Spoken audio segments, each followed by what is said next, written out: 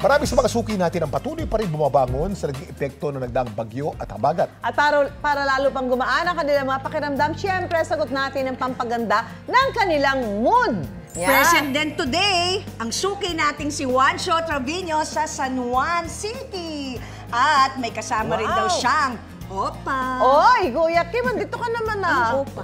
Sino kaya yung Opa? Sa Opa siya, ang Opa yung parang gwapong boyfriend Pero na Koreano. Koreano. Opa. Naku, kung excited na kayong makilala, puntahan na natin si Juancho. Juancho? Alam ko lang, Opo. Ayan. Asan na? Ayan. Juancho.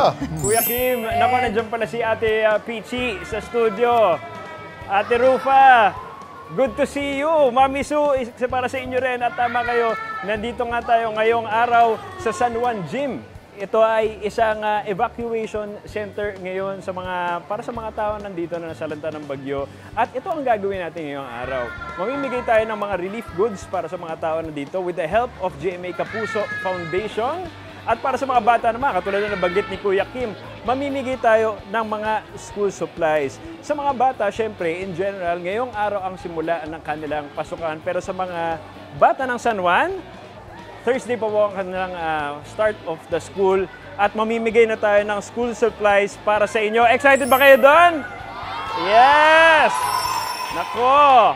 At maliban doon, mga suki, katulad na sinabi nila Kuya Kim at nila Ate Peachy, meron tayong isang surprise pa para sa inyo na I'm sure may excite kayo.